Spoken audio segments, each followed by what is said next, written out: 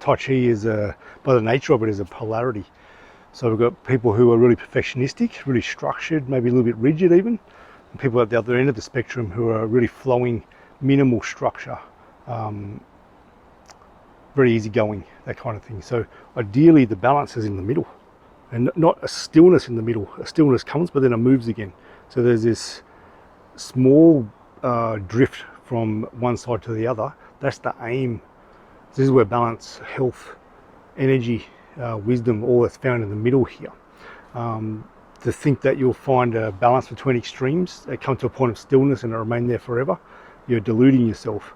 So it comes very still. So it's natural for things to go to a point of stillness and then start to move again. Ideally, as you gain more awareness through Tai Chi practice and through the use of Tai Chi in your daily life, the need for you to have to go all the way to one side of the extreme or to this side of the extreme is not needed anymore. We have the awareness to know I'm deviating from center. I'm a little bit over here now. I need to put a bit more flow into what I'm doing. I'm a bit too airy-fairy here, a bit too flowy, not structured, a bit more structure. It'll pull you back to the middle.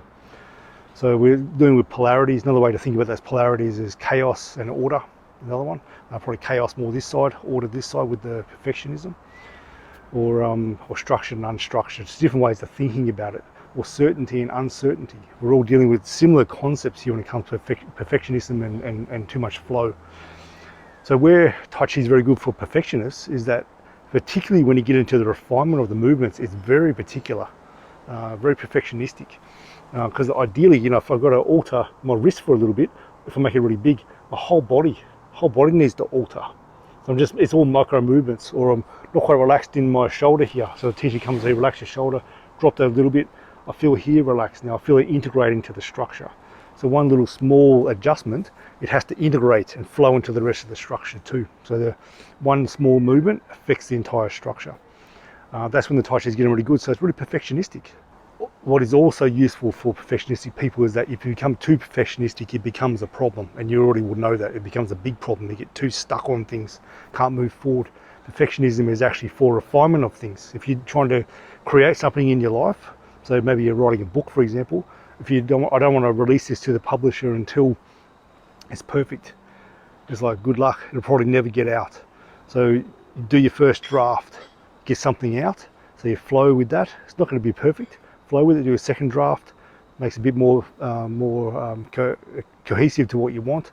Maybe a third draft, then so it's the refinement is after the initial thing you're trying to build is pretty much built. Then you refine it. That's where perfectionism is used. Often perfectionism is used at the start, and it gets nothing happening at the back end. It's just ideas that I've got, but I can't bring them out into reality here. The other side of it is, for perfectionists, they'll need more flow. So Tai Chi's got natural flow inside. It's all based on flow. It's like running water. Still water, stagnant water, still water becomes stagnant over time. So we need more water to move through the system, more flow.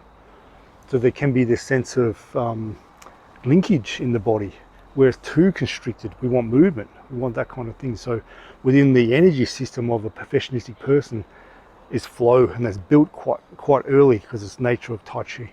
When people always see about Tai Chi, it flows. Tai Chi needs to flow. If you're too perfectionistic, becomes too mechanical looking, you won't have the right feeling inside.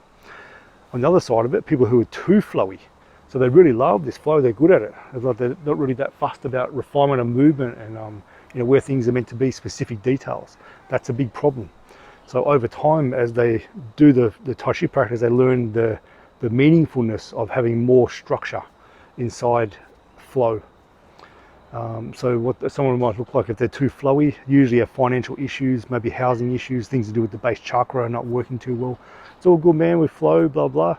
So usually spiritual ideals, that kind of thing, but really can't manifest what's in heaven onto the earth.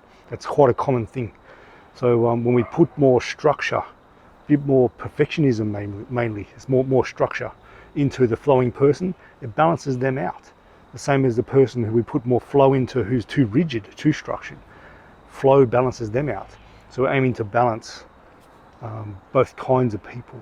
And you'll find it'll help your relationships because it helps you flow where you're normally stuck on things.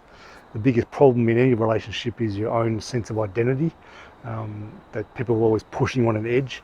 The more masterful you become in your identity, in your ego being used for your spiritual development, you'll find that people, you don't feel like people are pushing on an edge, or they don't feel like they're pushing on an edge all the time. It feels like they're pushing on something rounded. There's a smooth, there's a yielding. That's the flow. That's Tai Chi.